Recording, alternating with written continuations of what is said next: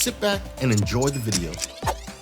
What's up, EFT fans, and welcome back to another video. We are taking a look at the Find and Raid only flea market that was released. So there's still quite a few people upset about this, but we're gonna go ahead and take a look at what this means right now. Now, this update was released in 0.12.6.7526, and obviously it brought some changes to EFT.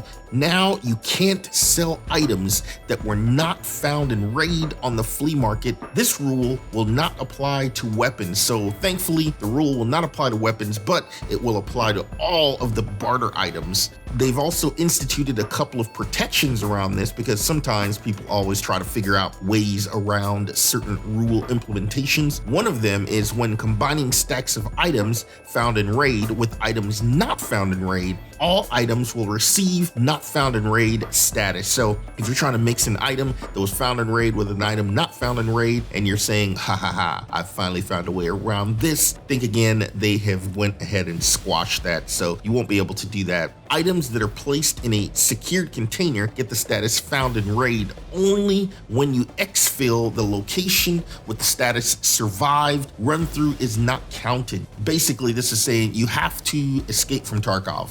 So that's, that's the whole point of the game, is to escape from Tarkov, and they want to go ahead emphasize this by making sure that you get that found in Raid status on your items only when you escape from Tarkov. If you get a run through, that will not make that particular item a found in Raid status. So this is to prevent, number one, people basically just picking up items such as lead X's or any other expensive items, dying, and then being able to capitalize on that expensive item, selling it to the flea market so that you can get the highest price possible. You can still sell it to a trader, you just won't get the maximum amount that you would if you sold it to flea market. Right now, there's a discussion within the forums talking about what exactly is a run through. It could be experience, staying in the game for about 10 minutes. Everyone is going around about 500 or 600 experience points. For me, just go overkill. Try to get like at least 1,000 experience points, either by healing yourself, looting, or examining items. Do what the game is telling you to do so that you can get that experience points and you don't waste your time and get a run through after you found that item that you need for a quest or some other item that you want to list on the flea market.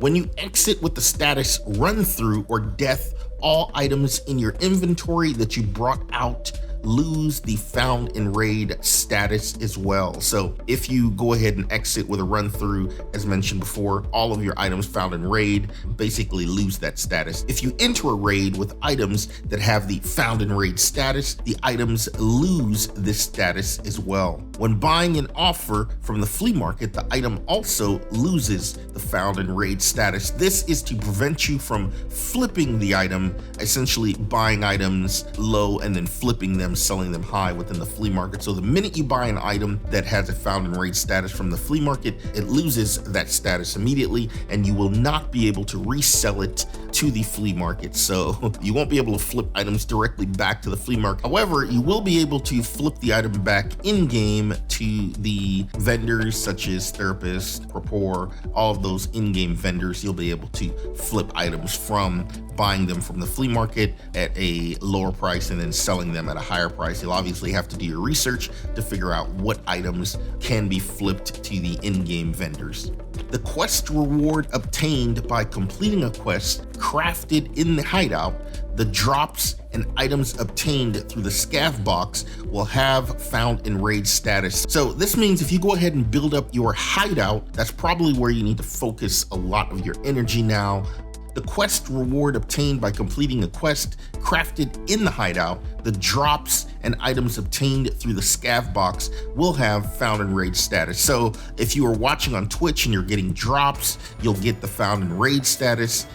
If you have a scav junk box and you've got items from the scav junk box, you will get the found in Raid status. And obviously, if you craft them in your hideout, you'll also get the found in Raid status. So that means a lot of the items, the barter items that you produce from your hideout, you will be able to take those items and resell them on the flea market. So that makes your hideout a little bit more important now.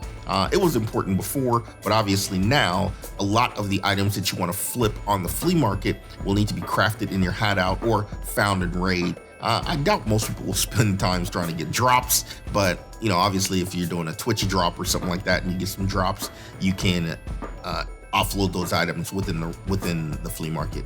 Lastly, all the fence's goods will not have found in raid status. So essentially this is also preventing you from doing reverse flips where you're buying from vendors within the flea market. Obviously Fence has a lot of different goods. If you are purchasing from Fence and then trying to resell those particular items to the flea market, you will not be able to do that. They're trying to discourage that type of flipping. The bottom line is they want you to go into the game. They want to make sure that the game itself is going to be played the way that Battlestate Games wants the game to be played. People receive something. The standard psychology is people do not like getting things taken away from them. So obviously they will feel a pain point there, but as time goes on, they will adjust. And like most people always do, they'll find a way around all of these little rules that Battlestate Games has instituted. Within the coming months, we'll see a lot of different changes and a lot of different gameplay styles change to adapt